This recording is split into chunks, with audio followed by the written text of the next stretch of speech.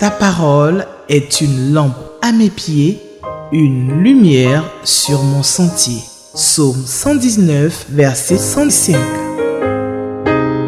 La méditation.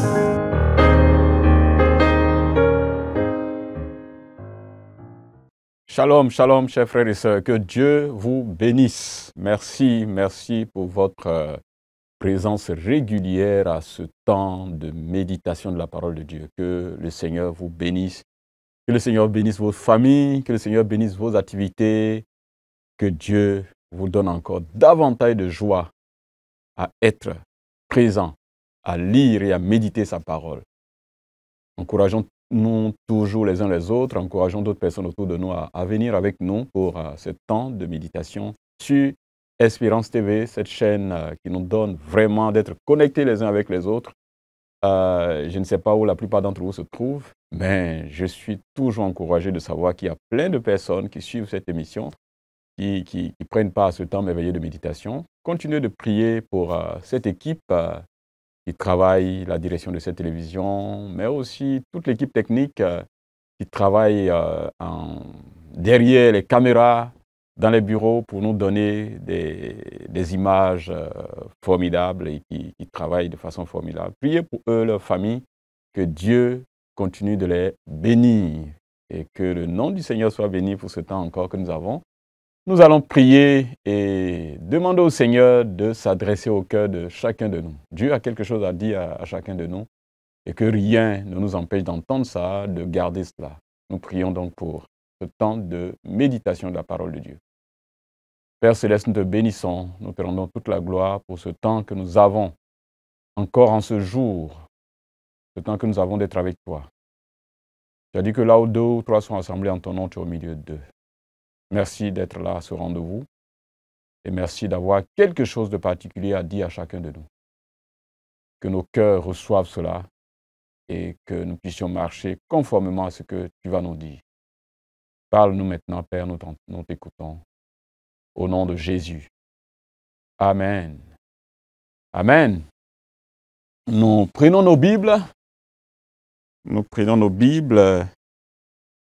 Et nous continuons toujours notre méditation dans le livre des Juges. Cette fois-ci, nous sommes au chapitre 8. Nous allons lire les versets 1 au verset 21. Juges chapitre 8, verset 1 au verset 21. Vous suivez la lecture avec moi.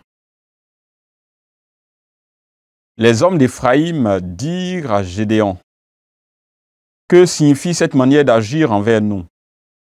Pourquoi ne pas nous avoir appelés quand tu es allé combattre Madian? Et ils eurent avec lui une violente querelle. Gédéon leur répondit: qu'ai-je fait en comparaison de vous? Le grappillage d'Éphraïm ne vaut-il pas mieux que la vendange d'Abiézer? C'est entre vos mains que Dieu a livré les chefs de Madian, Oreb et Zéb. Qu'ai-je donc pu faire en comparaison de vous? Lorsqu'ils eurent ainsi parlé, leur colère contre lui s'apesa. Gédéon arriva au Jourdain et il le passa, lui et les 300 hommes qui étaient avec lui, fatigués, mais poursuivant toujours. Il dit aux gens de Scott: donnez, je vous prie, quelques pains au peuple qui m'accompagne, car ils sont fatigués, et je suis à la poursuite de Zébash et de Salmouna, roi de Madian. Les chefs de Sukkot répondirent: la main de Zébash et de Salmouna est-elle déjà à ton pouvoir pour que nous donnions du pain à ton armée? Et Gédéon dit: eh bien, lorsque l'Éternel aura livré entre mes mains Zébash et Salmouna, je broierai votre chair avec des épines du désert et avec des chardons. De là, il monta à Pénuel et il fit aux gens de Pénuel la même demande. Ils lui répondirent, comme avaient répondu ceux de Sukkot.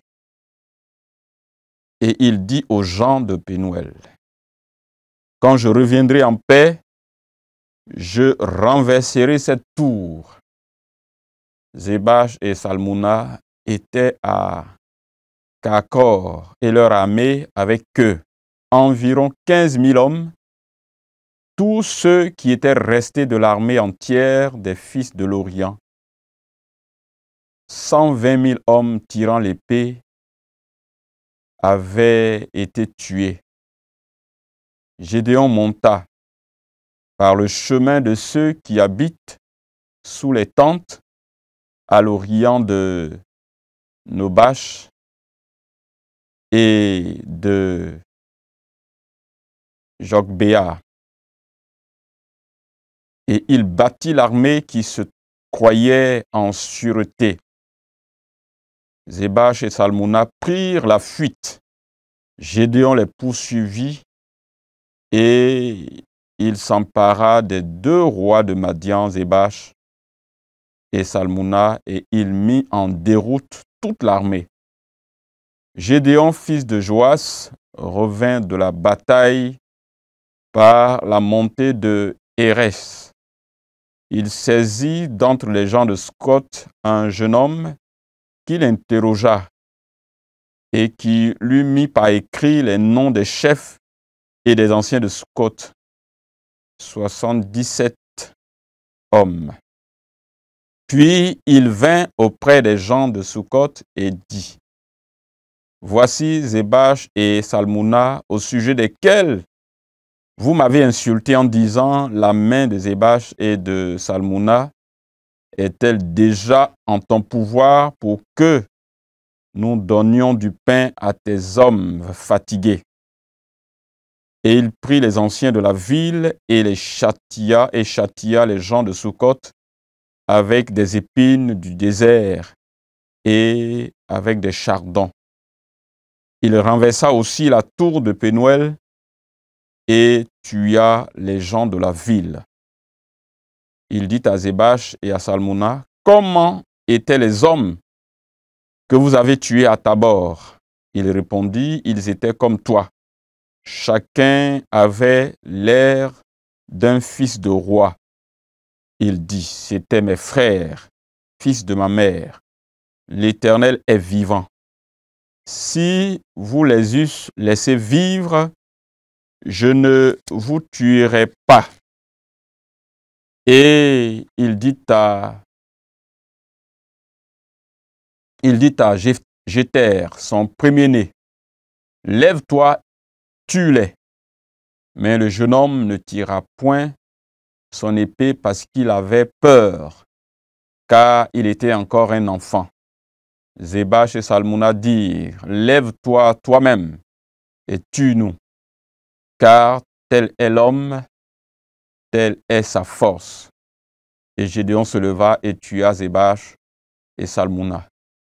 Il prit ensuite les croissants qui étaient au cou de leurs chameaux. Jusqu'ici, notre lecture. Que Dieu bénisse ce temps de méditation de sa parole. Les défis de la mission. Les défis liés aux missions que Dieu nous confie. Ça, c'est le titre qui m'est venu comme ça pour cette méditation. Et quand nous serons en train de réfléchir, il y a 2 questions auxquelles nous aurons à répondre. Y a-t-il un exemple à suivre ou à ne pas suivre? Ou y a-t-il une vérité que Dieu veut nous révéler dans ce test? 2 questions donc, auxquelles nous aurons à répondre. Les défis de la mission que Dieu nous confie. Dieu a confié une grande mission de délivrance à Gédéon pour son peuple. délivrance de l'occupant de ces peuples-là qui ont dominé sur Israël pendant cette époque, sur de longues périodes. En particulier les Madianites qui ont fait souffrir Israël pendant cette période. Et dans l'accomplissement de cette mission, il y a deux grands défis auxquels Gédéon aura à faire face.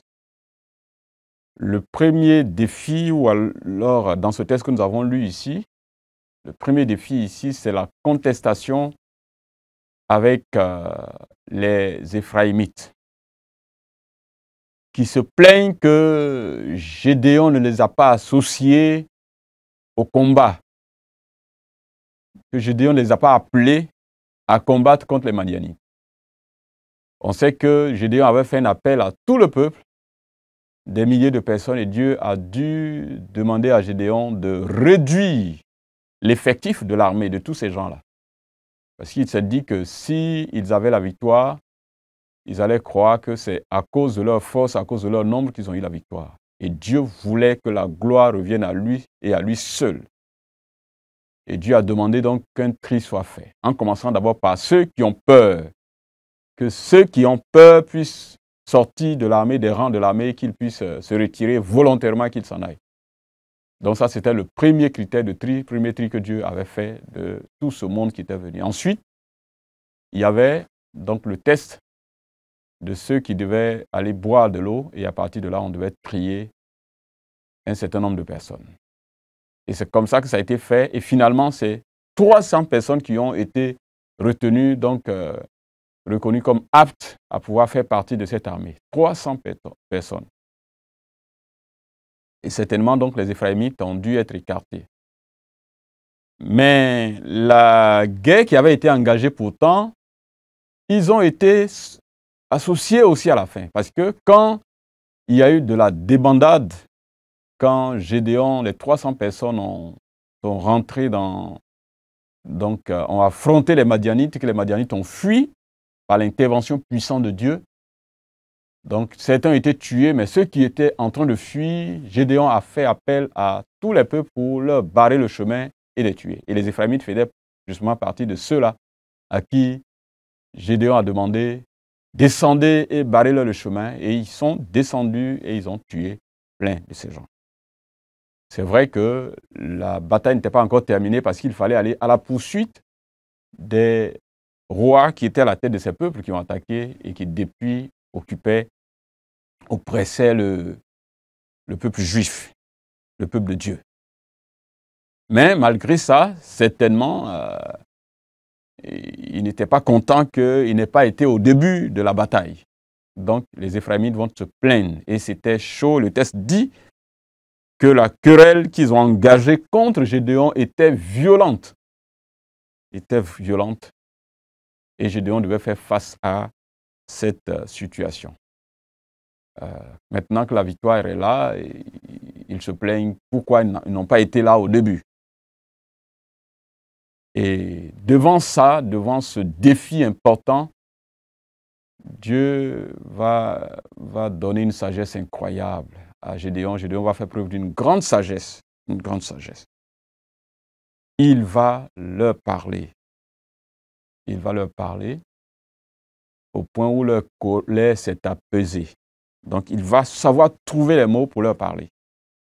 Et le texte dit que lorsqu'il eut ainsi parlé, leur colère contre lui s'apaisa. Il a su trouver les mots pour faire face à ce défi de la colère des Éphraïmites. Ça, c'est le premier défi auquel il va faire face. Le deuxième défi, c'est quand les gens de Sukkot vont dire non, quand il va leur demander, ceux de Sukkot et de Pénuel, quand il va leur demander vraiment ceux avec lesquels mes soldats sont fatigués, ils ont faim, donnez-leur de quoi manger. Donnez-leur du pain, offrez-leur du pain. Les gens de Sukkot et de Pénuel vont dire non, nous ne le ferons pas. Ceux que tu es en train de poursuivre ne sont même pas encore en tes mains. On n'est même pas sûr que tu vas les battre. Comment on va s'associer à toi, comment on va donner du pain pour que tu puisses donner ça à tes serviteurs, à tes soldats. Donc, une partie du peuple va se désolidariser, va refuser de s'associer à la lutte et d'aider les soldats de Gédéon qui ont faim après toute cette bataille qu'ils ont eue. Gédéon va faire face à cette situation. Quand on est responsable, qu'on est leader et qu'on est dans une telle situation, qu'on voit une partie de son peuple dire non et qui n'est pas prêt à s'associer à la lutte, ça démoralise et c'est compliqué en tant que leader. Et Gédéon va faire face à cette situation. Heureusement que Dieu va lui donner la victoire sur les 2 rois qu'il poursuivait. Il va avoir effectivement la victoire. Les défis de la mission, ce n'est pas toujours vis-à-vis des gens de l'extérieur. Ce n'est pas toujours lié à l'ennemi qu'on a en face de soi. Mais les défis ou les obstacles qu'on rencontre sont souvent d'ordre interne, de ceux qui sont proches de nous, de ceux qui sont censés être avec nous, de nous soutenir, sont ceux qui parfois vont nous démoraliser, vont nous décourager. Et c'est devant eux-là qu'il va se trouver. Les Éphraïmites et les gens de Sukkot, qui sont bien entendu de la tribu de Gath, ils vont être vraiment une véritable épine au pied de Gédéon sur le chemin de cette lutte qu'il est en train de mener contre les ennemis qui ont assujetti le peuple de Dieu pendant des années et des années. Et ces gens-là vont vraiment le fatiguer et Gédéon va faire face à cette situation. 2 choses que nous pouvons voir ici. D'abord, je disais tout à l'heure que 2 questions vont nous guider, nous allons réfléchir et nous allons répondre à ces 2 questions que nous donne le lecteur de la Bible. Il y a d'abord, est-ce qu'il y a un exemple à suivre ou à ne pas suivre?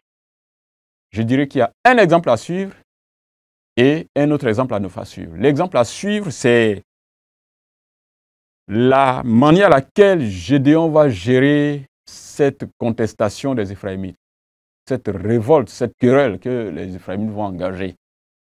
Gédéon va avoir l'humilité, une humilité extrême. Il va trouver les mots pour leur parler. Et dans le mot qu'il trouve, il va valoriser leurs efforts, ce qu'ils ont déjà fait. Il leur dit, mais est-ce que c'est possible que j'ai une telle victoire sans vous? C'est avec votre aide que j'ai eu cette victoire. Donc, vous ne pouvez pas penser que je ne vous ai pas voulu vous associer à ce combat. Non, non, non, c'est avec vous qu'on a eu cette victoire. Est-ce que je peux me passer de vous? Vous avez fait beaucoup de choses. Et ils valorisent leur apport, ils valorisent leur contribution, ils valorisent leur travail. Je pense que ça, c'est vraiment de cette manière qu'il a parlé à leur cœur, au point où leur colère aussi forte et violente s'est calmée, s'est apaisée. On a besoin vraiment de gérer beaucoup de crises avec beaucoup de sagesse et beaucoup d'humilité. Apprendre à valoriser l'effort, le travail, les qualités, les compétences de ceux avec lesquels nous sommes. Et ça, c'est tellement fort et que ça peut apaiser les cœurs, réjouir les cœurs. Et c'est ça qu'il a fait. Apprendre à faire ressortir le travail des autres, apprendre à mettre en valeur leurs qualités au lieu des nôtres. Vous savez, c'est très facile d'être toujours en train de mettre en avant nos efforts, notre travail, ce qu'on a fait, nos compétences, et on ignore les efforts des autres, de ceux avec qui nous sommes et ceux avec lesquels nous travaillons. Il a dit, vous avez travaillé, je ne peux pas ignorer ce que vous avez fait. Je ne suis même pas je n'ai même pas la prétention de me comparer ou de comparer ce que vous avez fait à ce que j'ai fait. Vous avez travaillé et votre travail mérite d'être reconnu. Donc, faire preuve de sagesse dans la gestion de ce genre de questions, et c'est ce qu'il a fait. Et ils ont été apaisés. Ça, c'est ce que je peux relever comme exemple à suivre. L'exemple à ne pas suivre, c'est l'exemple des gens de Sukkot et de Pénuel. Quel est leur problème?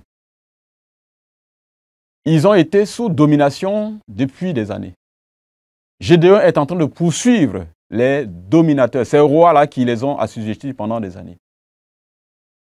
Mais tant qu'ils n'ont pas vu la victoire, ils se disent qu'ils ne vont pas mettre leur vie en danger parce que s'ils se mettent du côté de Gédéon et que Gédéon n'avait pas la victoire sur l'ennemi, cela mettrait leur vie en danger. Donc, ils ne veulent pas prendre de risque à s'associer à Gédéon en donnant de quoi à manger à ses soldats. Donc, ils disent, on n'est pas sûr que tu vas avoir la victoire sur ces deux rois-là. Est-ce que tu les as vaincus pour que nous puissions prendre le risque de te donner à manger? Et maintenant, demain, si tu ne les as pas vaincus, alors, et si ces rois retournaient contre nous, qu'est-ce qu'on allait faire? Donc, ils sont prêts à se désolidariser de la lutte pour ne pas mettre leur vie en danger. Ils sont prêts à se désolidariser de leurs frères, de la lutte menée par leurs frères, pour leur propre libération. Ils disent, nous ne sommes pas prêts à pouvoir nous mettre de ton côté. Chers frères et sœurs, malheureusement, nous avons cela quelquefois dans la vie de l'Église, où des chrétiens n'ont pas le courage de se mettre du côté de leur Église, ils n'ont pas le courage de se mettre du côté de leurs frères, ils n'ont pas le courage de se mettre du côté de la vérité de Dieu, mais ils sont prêts à se compromettre pour avoir la paix avec le monde, pour avoir la paix avec ceux qui sont autour d'eux, qui ne sont pas enfants de Dieu. Ils disent, je ne vais pas prendre de risques, je ne vais pas mettre ma vie en danger, et ils vont se taire. Même s'ils ne le disent pas ouvertement, mais leur attitude montre clairement qu'ils se désolidarisent de l'Église, désolidarisent de ce que le Seigneur a demandé qu'on fasse. Il y a ce genre de vie que beaucoup de chrétiens mènent. Le manque de courage de se ranger du côté de Dieu. Le manque de courage d'assumer les valeurs que Dieu leur a données. Mais simplement parce qu'ils ne veulent pas perdre certains privilèges, ils ne veulent pas perdre certains intérêts. Donc ils disent, je ne m'associe pas à vous. Ils ne sont pas prêts à s'associer aux autres chrétiens, ils ne sont pas prêts à s'associer à s'aligner sur la voie du Seigneur.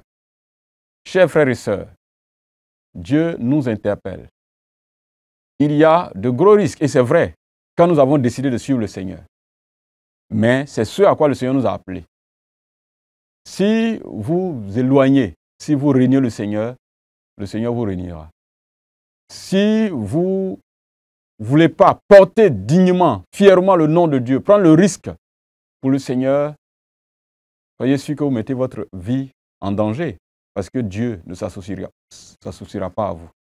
Et on voit bien après ce que Gédéon va faire, parce que Dieu va donner la victoire à Gédéon, et Gédéon va venir pour les sanctionner. Chers frères et sœurs, si vous refusez de vous aligner sur le Seigneur, sur sa parole, sur les principes qu'il a établis, de vous mettre du côté de l'Église de Dieu, soyez sûrs et certains que vous en récolterez les conséquences. Et j'espère que ce n'est pas ce que vous voulez faire, ou bien ce que vous êtes en train de faire. Si vous êtes sur cette voie, chers frères et sœurs, ayons le courage de nous mettre du côté de l'évangile de Jésus-Christ. Ayons le courage de nous mettre du côté des valeurs que le Seigneur a données, des principes qu'il a établis. Ayons le courage de nous mettre clairement du côté de notre Seigneur Jésus. C'est ce que Dieu attend de nous, quel que soit le prix à payer. Et nous terminons maintenant par cette vérité que nous devons garder. Dieu donnera la victoire à ses serviteurs malgré les obstacles auxquels nous aurons à faire face. Dieu nous donnera la victoire. Et Dieu l'a fait pour son serviteur Gédéon. Et Dieu le fera pour vous tous. Même si sur le chemin, les gens ne sont pas prêts à s'associer à vous, soyez sûrs et certains que la mission que Dieu vous a confiée, elle s'accomplira parce que Dieu vous donnera la victoire. Dieu vous donnera la force. Même vous êtes fatigués comme les soldats ici qui étaient fatigués. Dieu renouvellera votre force et Dieu vous donnera la force sur l'ennemi jusqu'au bout. Que le Seigneur vous bénisse, chers frères et sœurs. Que le Seigneur vous garde et qu'il vous aide à relever tous les défis auxquels vous faites face dans la mission qu'il vous a confiée. Amen. Nous allons prier et demander au Seigneur de nous aider et nous donner la sagesse dans la gestion des défis devant lesquels nous nous trouvons, qui renouvellent nos forces quand la fatigue s'installe sur le chemin que nous sommes en train de parcourir dans l'accomplissement de ce qu'il nous a confié comme mission. Nous prions le Seigneur. Père Céleste, nous te rendons toute la gloire. Tu as été avec Gédéon. Devant la contestation, tu lui as donné la sagesse d'apporter la paix. Devant le refus du reste du peuple, des gens de Sukkot et de Pénuel à s'aligner, à s'associer à lui, Seigneur, tu lui as donné la force, lui et ses hommes, d'aller jusqu'au bout et d'avoir la victoire. Seigneur, tu nous montres que tu seras avec nous jusqu'au bout et que tu nous renouvelleras, tu renouvelleras nos forces pour que nous ayons la victoire, même si d'autres frères et sœurs ne sont pas prêts à s'associer à nous. Donne-nous de rester sur le chemin que tu as tracé et d'aller jusqu'au bout en te faisant totalement confiance. Que la gloire et l'honneur te reviennent, Père Céleste. Bénis tes enfants. Bénis chacun de tes enfants que nous sommes.